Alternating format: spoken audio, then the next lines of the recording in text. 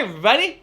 This is Black Hole M87, NGC 4486, or Virgo A. It's a supermassive black hole, and the first ever seen by our jelly-filled light buckets. Virgo A is 6.5 million times more massive than our sun, but like, how big is it? Not like how massive, but like how large, how far across, how wide? Black holes live on the edge of our understanding of the universe and physics and even just our imagination. They are super intriguing because no one really understands them fully. It's like a boggart. Nobody knows what a black hole looks like when it's alone. It's called a naked singularity. There are things that we do know about black holes, and one of them is their size. I would imagine that if I showed you a black hole, you would have no idea how big it is. But what we do know is what an event horizon looks like. It's what we mean when we say black hole, actually. It's this whole space around where light can no longer escape. So again, how big is this thing? Black holes are massive. Like, massive, but that doesn't always mean large, okay? So here's what I'm gonna do. I'm gonna try this thing. I've never done this before. I'm not an animator, but if it works, it's gonna be awesome. So let's say this, for our purposes, is a black hole. I gave it a shadow because, like, I don't know, perspective? I don't know if light would make it cast a shadow. It's a black hole. I'm not an expert. Anyway, a black hole, the width of one little dime, contains as much mass as our whole planet. Something this big contains every animal, every plant, every person, everything that's ever happened on our planet, every pyramid, every skyscraper, every apple, banana, and banana, and whatever you want to call it, Beyonce, everything. This big, the size of a dime. It completely changed how I think about black holes to understand their scale, and I just couldn't not share that. So for this video, I mapped out a bunch of different black hole sizes against real life things, but it requires a bit of explanation, so let's kick into it. Hey there, enthusiasts. Trace here, and this is Una Dose of Trace. This week I've been thinking about the black holes because I read this piece in MIT's Technology Review. Scientists said that they'd found the smallest black hole ever, and I was like, how big is that? Like, how big really? One sec. They are big, like gigantically big.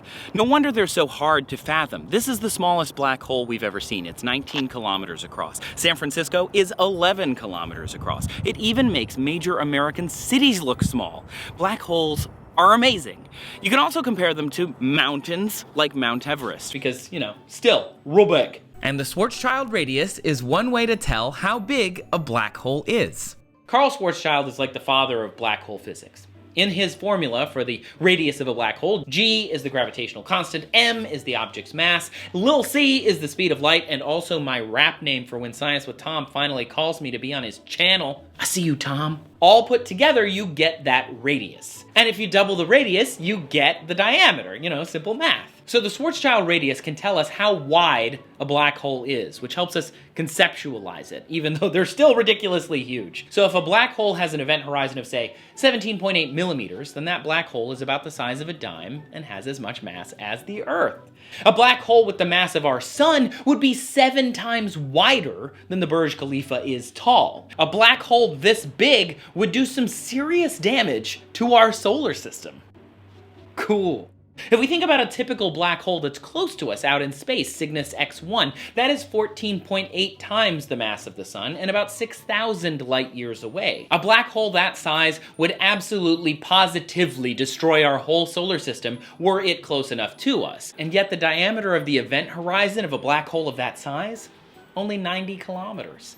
That's not even the distance to the Kármán line where you have to start using rockets. You can still fly planes and hit the top of that black hole. Which, if you think about it, that makes this little guy a lot crazier to think about. And here's why. There's a theory floating around the internet that the Large Hadron Collider created a micro black hole in 2008 that destroyed the entire Earth, and the idea that everything that's been happening crazy since then is because we've been living in a full-bore whole planetary Lost Season 3 through whenever you stopped watching, because of course you stopped watching, we all did.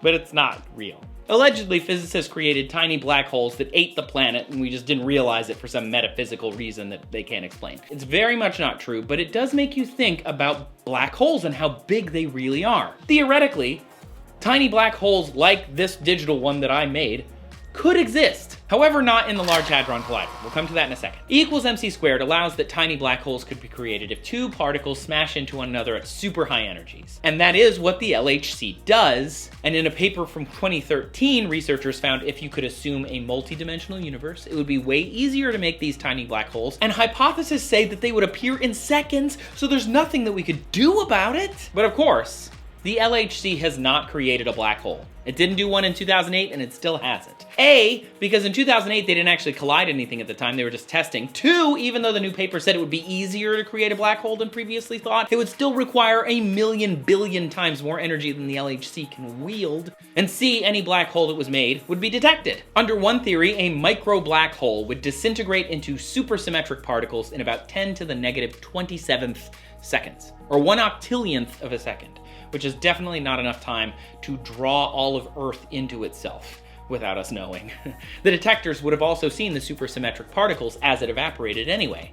And even if they didn't, the micro black hole, if you think about it really, would only be a few protons wide because they're only crashing protons together. And they go at the speed of light inside of the LHC, so that means the black hole would be moving at the speed of light, so it would actually fly through all of the mass of the Earth, because it's mostly empty space, and it's only a few protons, remember. So it would fly all through the mass of the Earth, and then it would come out the other side and fly off into space at nearly the speed of light and not actually hurt us at all, because gravity is based on the amount of mass. Micro black holes actually kind of boring. They disappear really fast, so they fly away. So yes, the LHC could theoretically create a super weak black hole under the principles of string theory, if you believe in that, but it would be so small it wouldn't actually do anything. The amount of gravity exerted by your cell phone is more, like trillions of times more than a black hole of a few protons. The car that is outside of your house is exerting more gravity on you. And that's super weird to think about, right? Like,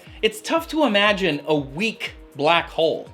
Black holes are like, they're strong and monsters, and everything falls into them, because Hollywood. But they get this way because they contain huge amounts of collapsed matter. A gravitational point that is extremely dense and extremely infinitesimally small, surrounded by an event horizon, is a black hole. It's the mass that brings the gravity that brings the crazy. The densest matter that we know of in the universe is found in neutron stars. 1 teaspoon of a neutron star matter has a mass of 9.1 billion kilograms. That's like 10 million American tons, 11 Golden Gate Bridges, 30 Empire State Buildings. In a teaspoon of degenerate matter, a teaspoon, but still not a black hole. Light can escape. If I was holding a teaspoon of degenerate matter, I would be in big trouble. It's nowhere near enough mass to destroy the planet, but it's a lot. Black holes still have way more. This is M87 again. This black hole is what holds our galactic neighborhood together. It's got so much mass. It's 2.4 billion solar masses. So if we use the Schwarzschild formula, that makes it 38 billion kilometers across. That is us, right there. So teeny. Black holes are amazing. They're like fantastical math problems that exist in real life. They are the edge of what we understand about the universe. And now, hopefully, you understand a bit more about them and understand how to conceptualize them. The thing in this picture holds entire galaxies together. The thing in this picture has as much mass as the sun. And the thing in this picture has as much mass as our entire planet, and everyone you know, and Beyonce. If thinking about this doesn't get your blood pumping, I mean, I don't know what will. Imagine how big we must seem to like a blood cell or a bacterium. I mean, that's sort of like what we're talking about. I guess that's for another time. I am Trace. You can go find me on the tweet machine or the infinite scrolling pictogram thing. I'm at Trace Dominguez. And give a thought about sharing this video with your friends. I will see you in the future with more of my musings. Ow, my butt. I want to point at it a little bit, make sure you can see it. It's so windy.